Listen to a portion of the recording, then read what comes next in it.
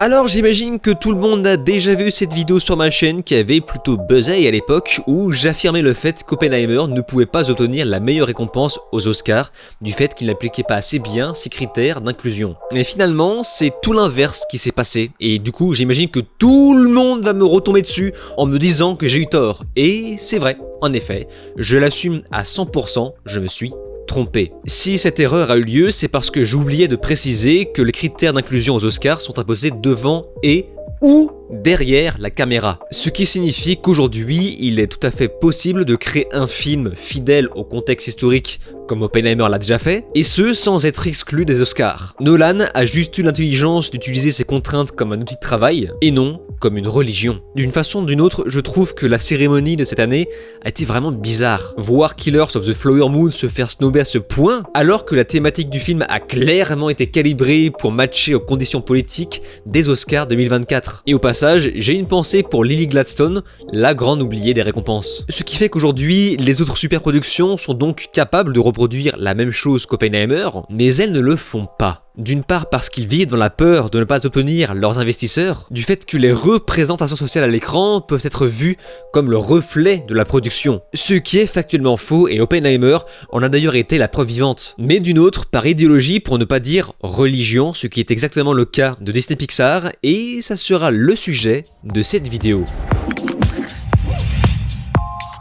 Salut à tous, c'est Vin sur Plottime et suite à ma vidéo sur Elon Musk que je vous recommande très fortement pour la bonne compréhension du contexte de cette nouvelle vidéo, quelqu'un a voulu entrer en contact avec moi via mon mail pour servir de témoin. En effet, il s'agit ni plus ni moins d'un informateur provenant directement des studios Disney. Oui, vous ne rêvez pas, quelqu'un des studios Disney est entré en contact avec moi pour me donner des informations croustillantes. En vérité, cette personne a voulu me contacter car dans ma vidéo précédente, je parle des sujets autour des quotas qu'on impose par le haut avec le score ESG et par le bas avec la DEI.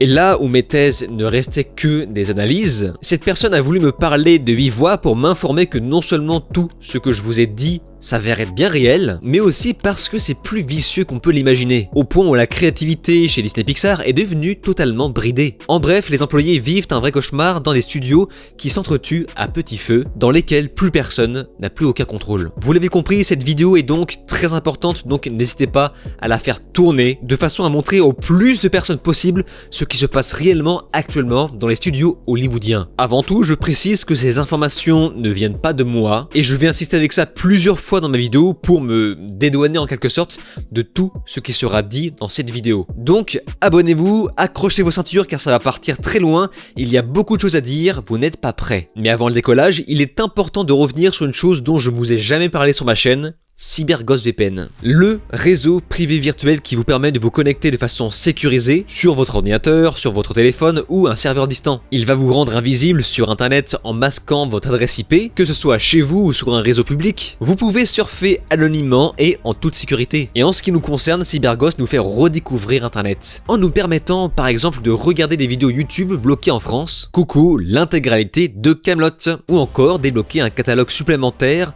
sur 40 services de streaming comme Netflix, Hulu, Prime Video et bien d'autres. Par exemple, au cas où vous ne le sauriez pas, le Netflix américain sort des films seulement quelques mois après la sortie officielle, y compris des films français comme le dernier Astérix. Et avec l'onglet pour le streaming, CyberGhost vous indique directement les serveurs étrangers sur lesquels vous rendre pour une plateforme de streaming en question. Actuellement, CyberGhost VPN compte 38 millions d'utilisateurs dans le monde, avec un Trustpilot à plus de 4 étoiles. Et il fonctionne avec tous les systèmes d'exploitation, Apple, Android, Windows, Smart TV, et même sur les consoles de jeux sur 7 appareils différents, de façon à faire profiter vos proches. En utilisant le lien dans la description, vous bénéficierez d'un tarif spécial de 2,3 € par mois, soit une remise de 83% et de 4 mois offerts. Le tout avec une garantie de 45 jours satisfait ou remboursé, avec un support client français disponible 7 jours sur 7 et 24 heures sur 24.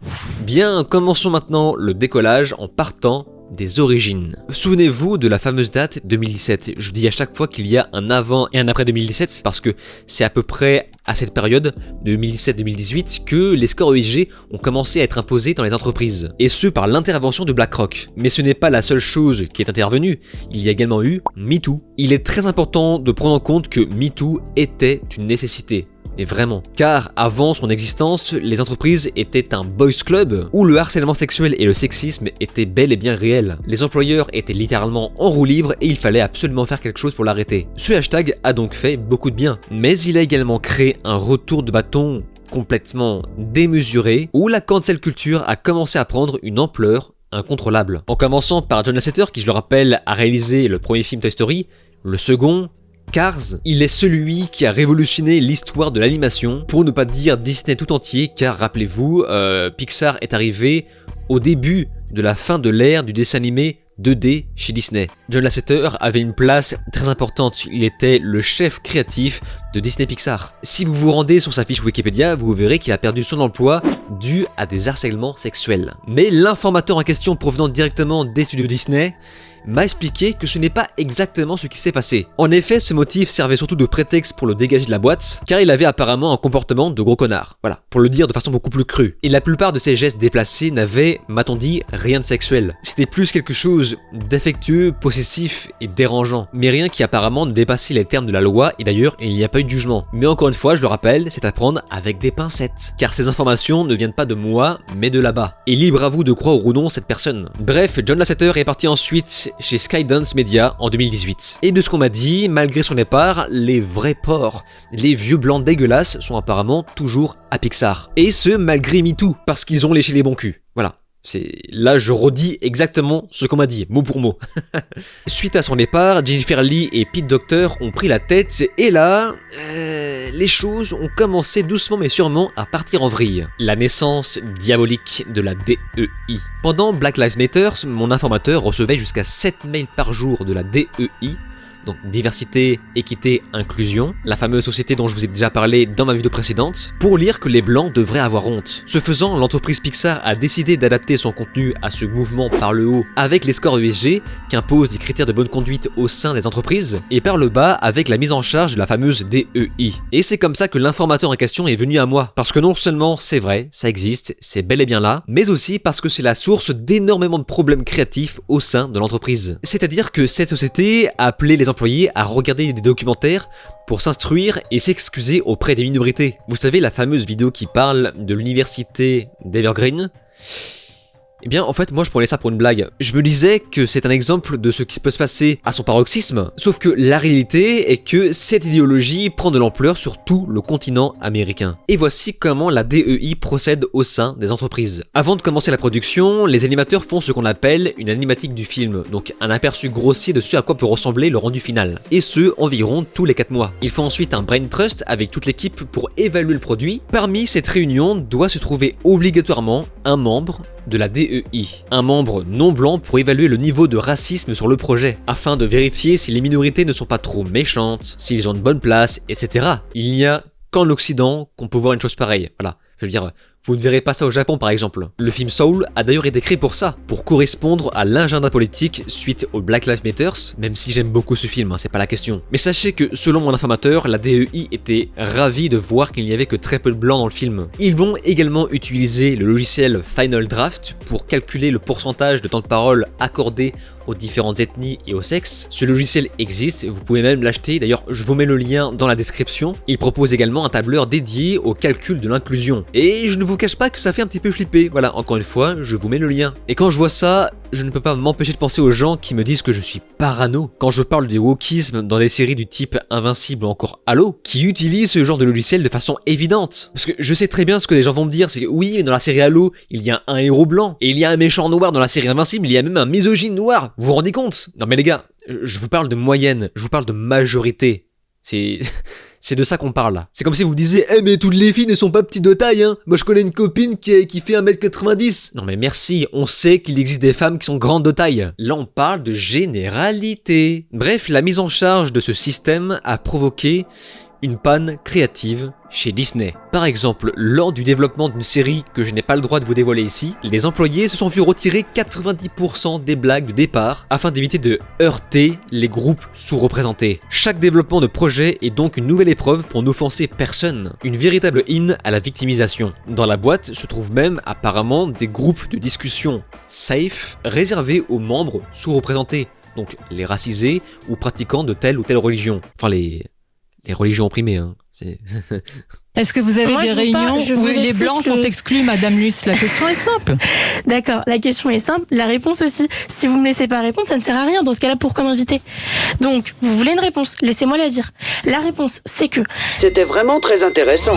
Et d'après mon informateur, le racisme, ça y va à plein régime dedans. Sauf que ça va dans l'autre sens, donc forcément c'est bien. Après cette mise en charge, Bob Chapek est devenu président, directeur général de la Walt Disney Company en 2020, et il a, comment dire, totalement épousé cette hystérie ambiante. Raison pour laquelle Bob Iger a été rappelé d'urgence en pleine nuit, et pourtant, malgré toutes ses prises en main chez Disney, eh bien, les ennuis continuent, notamment au niveau du wokisme qui crée de plus en plus de polémiques au sein de la critique spectateur. La petite sirène ayant été la plus grosse victime. Et c'est là qu'on arrive au moment clé de cette vidéo, c'est que tout le monde a pris la mauvaise habitude de remettre la faute sur Bob Iger, mais il faut savoir que la situation n'est pas du tout celle que vous imaginez. En effet, Bob Iger veut mettre fin au wokisme. Ce qui explique sa décision de renvoyer l'ancien directeur créatif Sean Bailey, qui apparemment trempait bien dedans. Mais malgré sa décision de stopper tout ça, la machine est aujourd'hui inarrêtable. Et oui, je sais, comme dans iRobot. Faut vraiment que tu meurs. D'une part parce qu'un film d'animation met 5 ans de préparation, et oui c'est pas aussi simple. Ce qui fait que sous le bras, Disney possède toute une série de films et de séries à l'ère de l'hystérie, mais d'une autre parce que l'entreprise est devenue totalement, fondamentalement, incontrôlable. Comme je vous l'expliquais, par le haut et par le bas. Plusieurs films ont été cancel par plusieurs femmes à la tête des projets créatifs qui par la suite ont perdu leur poste. Et là attention, je vais à nouveau vous demander de prendre quelques pincettes, car ces informations ne viennent pas de moi, mais bien de quelqu'un qui travaille là-bas. Et justement, ces personnes ont pu témoigner de l'ambiance malaisante au sein de l'entreprise. L'ambiance dans les studios Disney est profondément dérangeante, malsaine, pesante. Il y a une obsession sur l'homme blanc privilégié. Les femmes à la tête des projets vont même jusqu'à se plaindre que Bob Iger soit un blanc privilégié. Il y a une véritable obsession, religion qui tourne autour de ça. Est-ce que vous vous souvenez de ce passage dans ma vidéo sur Elon Musk? Je sais ce que certains vont dire, on dira que c'est pour laisser une chance aux opprimés. Sauf que d'une part, me concernant, si j'étais pas blanc, je trouverais ça un petit peu humiliant d'avoir été choisi pour ma couleur de peau, pour un handicap ou autre chose, mais ça c'est un avis personnel. Mais d'une autre part, il est évident qu'au bout d'un moment, les employeurs ne regarderont plus que la couleur de peau pour embaucher, tellement qu'ils en auront marre de faire des entretiens avec des calculatrices pour vérifier si les quotas sont bien respectés. Eh bien, je disais ça de façon théorique, sauf que l'informateur en question m'a prévenu que j'ai eu du nez, parce que c'est exactement ce qui se passe en ce moment même, et ça va même un peu plus loin. La discrimination positive a pris une telle ampleur que les employés sont de moins en moins compétents, parce qu'ils ne sont choisis plus que pour remplir les effectifs d'entreprise. Et attention, parce que c'est là que ça devient vicieux, les gens peu compétents se sont vus au fil des années embaucher eux-mêmes d'autres personnes, des personnes naturellement moins bonnes qu'eux, pour que l'employeur reste supérieur artistiquement. Voilà, c'est ce qu'on appelle un cercle vicieux. Ce qui explique pourquoi toute la magie et la passion chez Disney Pixar est en train de s'essouffler créativement. Le film Wish provenant des studios Disney est un parfait cas d'école, et je vous invite d'ailleurs à aller voir ma critique sur le sujet où j'évoque toutes les bonnes idées dont ils sont passés à côté. Et de ce qu'on m'a dit, Disney est si désespéré qu'il va jusqu'à envoyer ses animatiques à Pixar, ce qui a justement été le cas de Wish. Et ce qui fait que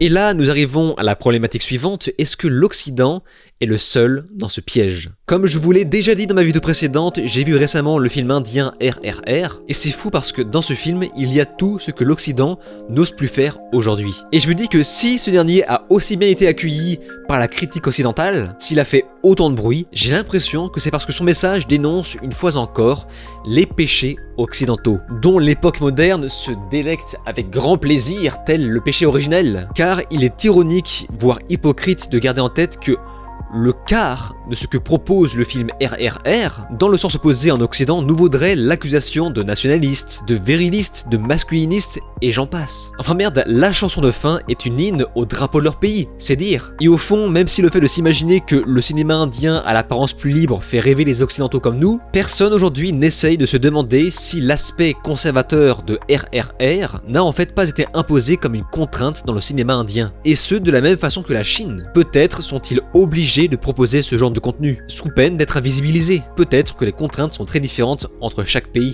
Bref, ce dont je vous parle depuis le début, donc l'existence de la DEI, diversité, équité, inclusion, encore une fois, est en réalité appliquée partout aux États-Unis, dans toutes les grosses entreprises, dans toutes les grosses administrations. Vous pouvez taper sur internet DEI plus le nom d'une ville ou d'une boîte aux USA. Vous allez être surpris, on trouve ça partout sauf en Floride. Évidemment, la DEI est sur le point de devenir illégale. Bref, ceci est ce qu'on appelle la dictature de la bonne pensée, ce dont Orelsan parlait dans ses chansons, avant de bien baisser son froc et de devenir le roi des bien-pensants. Bref, j'ose encore imaginer que ce qu'on vit n'est qu'un simple phénomène de mode, ce qui fait que nous vivons un phénomène de mode qui prend des ampleurs dangereuses, mais j'ose croire que comme tout phénomène de mode, ça finira par passer un jour ou l'autre, ça peut être demain ou ça peut être dans 100 ans, on tournera la page et on sera tous contents. Il faut juste miser sur le fait que la DEI soit rendue illégale et qu'elle ne s'étende pas au-delà de son territoire. Et à ce moment-là, peut-être que je pourrais enfin parler de pop culture normalement. Parce que oui, n'en déplaise aux gens qui pensent que ma chaîne ne fonctionne que grâce aux vidéos qui parlent de wokisme, je tiens à rappeler que même quand je n'en parle pas, je reste toujours dans ma moyenne de vues. Ce qui est bien la preuve que je ne parle pas de ces sujets pour faire plus de vues que d'habitude, mais juste parce que c'est d'actualité. Comment peut-on parler correctement de pop culture si on ne parle pas de contexte sociologique autour? De plus, j'ajoute que les gens qui me suivent ne sont pas spécifiquement attirés par ce genre de sujet. Ils sont surtout attirés par le sang et les larmes, exactement ce qu'on peut retrouver sur mon Patreon, dans lequel se trouve mon deuxième podcast où je lis les commentaires qui me tapent un petit peu sur le système. On parle d'un comics qui a plus de 20 ans et la plupart des personnages n'ont pas été modifiés, surtout si on parle des méchants. Ah! Regardez! Non mais regardez ce qu'il vient de dire! Il vient de se contredire dans sa même phrase. Il vient de dire les personnages n'ont pas été modifiés, surtout si on parle des méchants. Espèce de... Donc en gros, le mec confirme le fait que ça a été modifié. Et il dit « Oh, ça n'a pas été modifié, hein, mais ça a été modifié quand même, mais... » Enfin, ils ont pas modifié les méchants parce qu'ils sont blancs. Oh merde! Ah, il a raison en fait! Bah oui, j'ai raison! Ce qui fait que le jour où quelque chose remplacera ce fameux wokisme, eh bien j'en parlerai également. Mais pour l'instant, nous n'y sommes pas. Bref. N'oubliez pas de cliquer sur le lien dans la description et au commentaire épinglé pour bénéficier de 4 mois offerts et de 83% de réduction sur CyberGhost VPN. Protégez votre vie privée, débloquez des contenus exclusifs et faites des économies. Essayez-le sans risque grâce à la garantie satisfait ou remboursée de 45 jours. Écoutez, on se laisse ici. Si vous avez des avis sur la question, n'hésitez pas à m'en faire part dans les commentaires. Checkez mon Patreon encore une fois, abonnez-vous pour ceux qui ne l'ont pas encore fait. Et n'oubliez pas de cliquer sur le lien Linktree pour me suivre sur les réseaux. Je vous dis alors ciao et à la prochaine.